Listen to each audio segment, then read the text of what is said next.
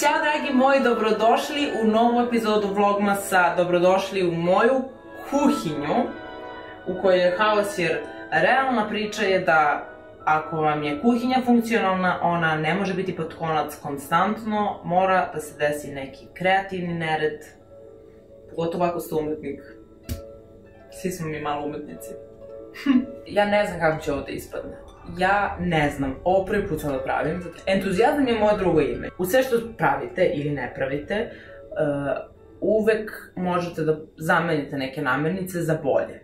Naprimer, želim da u ovo ne stavim rafinisan šećer, želim da zamenim šećer nekom namirnicom. I ja sam sad smislila šta sam smislila i sada ćemo da vidimo da li je to što sam ja smislila što je moguće. A to je da urme odrade glavni deo posla ovde i ja se molim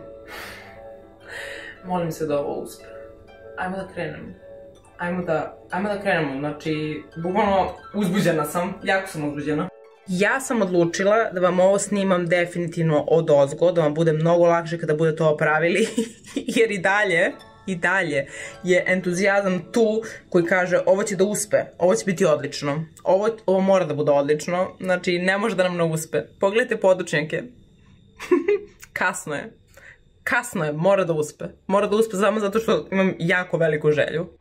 E pa dobro, za ovaj recept će vam biti potrebne kore za pitu, izrendane 3 jabuke i 1 kruška, toliko sam ja stavila. Naravno može da bude 4 jabuke, možete da stavite 4 komada neke voćkice jabučasto kruškaste, tako ćemo to nazovemo, cimet, puding od vanile, ali ćemo pokušati da ga pravimo bez šećera, gde ću vam pokazati kako, i mleko 500 ml kaže da treba, takođe još 2 jajeta, ali treba će nam još mleka za krajnje prelivanje jer želim da umutim sa jajima to. Treba će nam malo sode bikarbone, urme sveže, jedno, pa 20 komada, možda i malo manje, vidjet ćemo.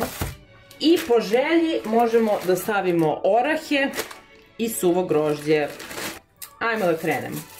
Prvo jabuka, dodajemo cimet. Takođe, u ovu jabukicu možete staviti i malo limuna, ako imate, ako ne, nije nikakav problem. Svaki put se pitam, kad pravim nešto sa jabukom, zašto češće ne napravim samo ovo i ne jedem? Ovo je preukusno. Gledajte ovo. Nutribullet. Sipamo 400 ml mleka, ovako unutra, i dodajemo urme. Stavila sam 15 urmi unutra, samo da napomenem, ovo su sveže urme, ja ih kupujem najčešće u zdravoj hrani. Sada ćemo ovo da izblendiramo.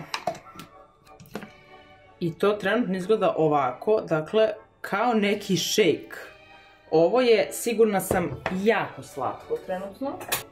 Sada da vam pokažem kako izgleda mleko sa svežim urmama. Ubacujemo puding. 100 ml sam još odvojila, ubacujem malo tu. Sada ovo ubacujem u mleku i šerpice i zajedno ćemo to da kuvamo, odnosno pola smese ubacujem i kuvam po uputstvu, što kaže, zagrevam do ključanja pa ću da sklonim sa vatre. Ovu drugu polovinu ću da ubacim unutra kad proključa. Za to vreme rezit ćemo kore. I ono što je bitno još jeste da pratite na šporetu i da konstantno mešate da se ne bi zalepilo ili zagorelo.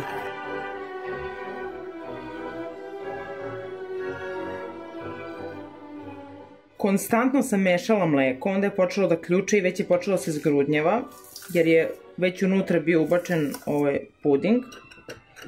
I onda sam ubacila ostatak, smanjila vatru i sad neprestano mešam, znači jako mi je bitno, ja već osim da se ono malo dole uhvatilo, to nije ništa strašno.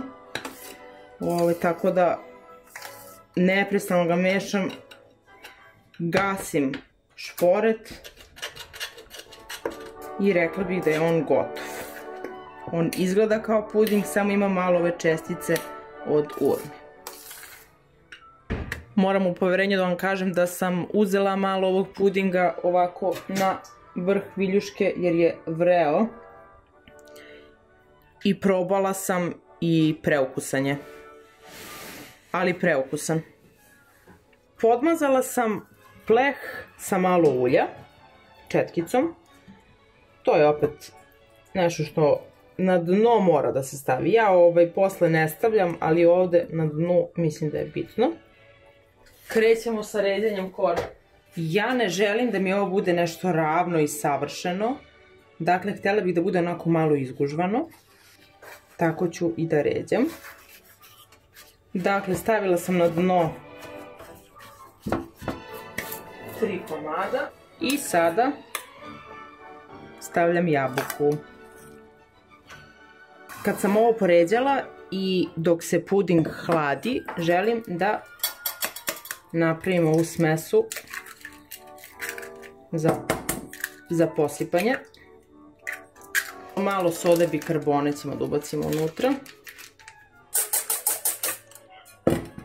I ubacujem 150 ml mleka.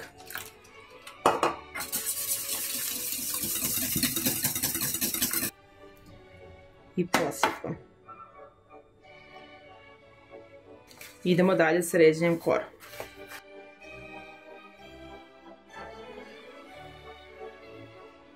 Ovde ćemo da stavimo puding. Ne sve, samo deo sipamo.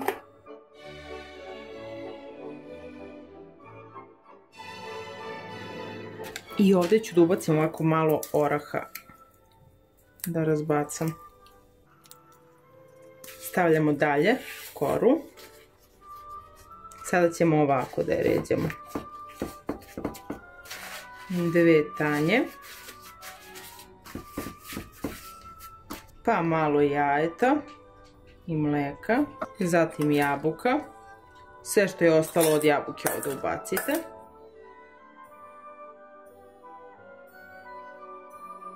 Po želji ovde možete da stavite malo suvog grožđa, ne morate.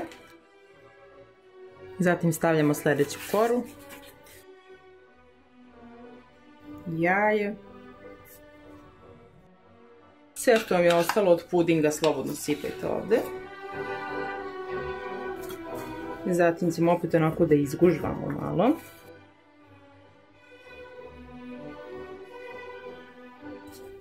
Poslednju koru sam stavila najravniju. Sipam jaja preostalo. Pitu stavljam u rernu na 180 stepeni jedno 20 minuta pa ćemo da vidimo šta se dešava. Rekla bih da je gotovo.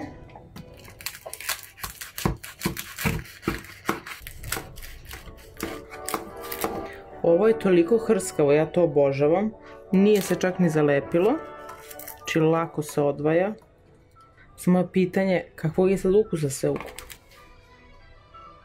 Ovo uopšte ne izgleda loše.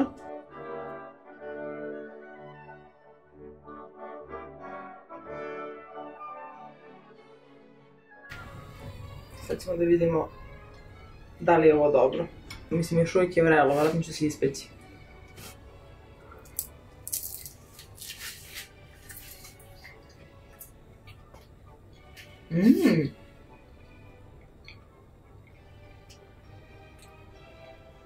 Ovo je dobro baš.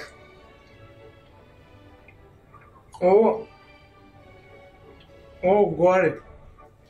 Ako ste ljubitelji pite od jabuke, ovo morate da probate. Ovo je baš onako lepo i pitasto. I zimski. Baš zimski.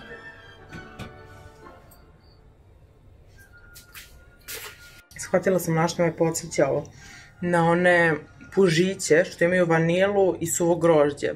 Samo što ovdje ima još i jabuke. Drugari, nadam se da ste uživali. Vidimo se sutra u novom videu. Do tada vas pozdravljam i uživajte. Ćao!